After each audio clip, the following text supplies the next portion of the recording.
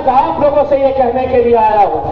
मैं जब पार्लियामेंट नहीं गया था और असद साहब की तकरीरें सुनता था मैं पार्लियामेंट के अंदर कि एक तरफ 300 भारतीय जनता पार्टी के मेंबर ऑफ पार्लियामेंट, दूसरी तरफ आपकी कट्टर मुखालिफिन कांग्रेस पार्टी, दूसरे एसपी हो, आरजेडी हो, एनसीपी हो, ये तमाम राजनीतिक पार्टियां उनके मेंबर ऑफ पार्लियामेंट एक तरफ बैठे होते हैं और एक असदुद्दीन अवैसी आपके मुद्दे, आपकी आवाज जब वो वहां पर लेकर जाते थे, खड़े रहते थे, तो मेरे मन में एक सवाल आता था कि आखिर असदुद्दीन अवैसी साहब को इतनी हिम्मत और ताकत कहां से मिलती है कि पूरे के पूरे तुम्हारे मुखालिफिन हैं, लेकिन उसके बावजूद भी डट कर खड़े रहते हैं।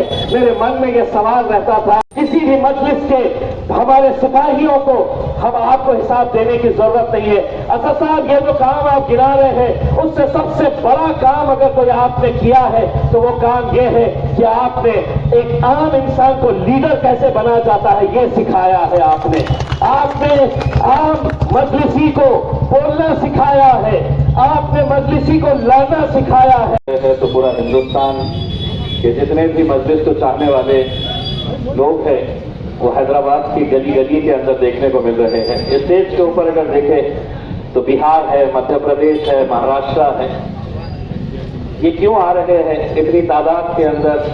सिर्फ एक तड़प है, एक जुनून है, एक दीवानगी है कि जिस मजलिस इत्तेहाद और मुस्लिमीन का जन्म जिस शहर के अंदर हुआ है और जिसके बारे में कहा जाता था कि ये सिर्फ हैदराबाद तक सीमित एक जमात है, इनका एक ही एमपी आता है, एक से दो नहीं होंगे।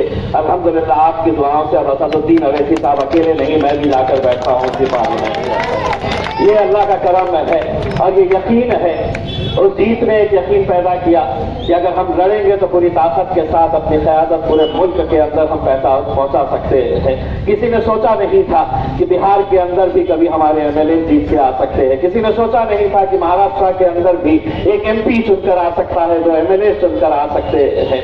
और शायद यही नतीजे है कि जिसकी वजह से आज दो सियासी पार्टियां दोनों ने ही एक अज़म ले चुका है, एक ताकत लगा चुके हैं। एक तरफ से भारतीय जनता पार्टी है, एक तरफ से कांग्रेस है। दोनों ने ये तय कर चुका है कि हम दोनों आपस में मिल जाओ, लेकिन ये मजलिस इत्तेहाद और मुस्लिमीन को जीतने न दिया जाए।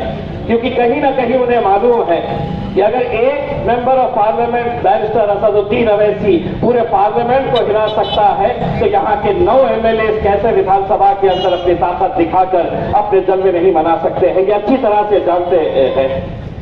मेरे भाइयों, आज ये वक्त आया है कि जहां पर हैदराबाद की तरफ पूरा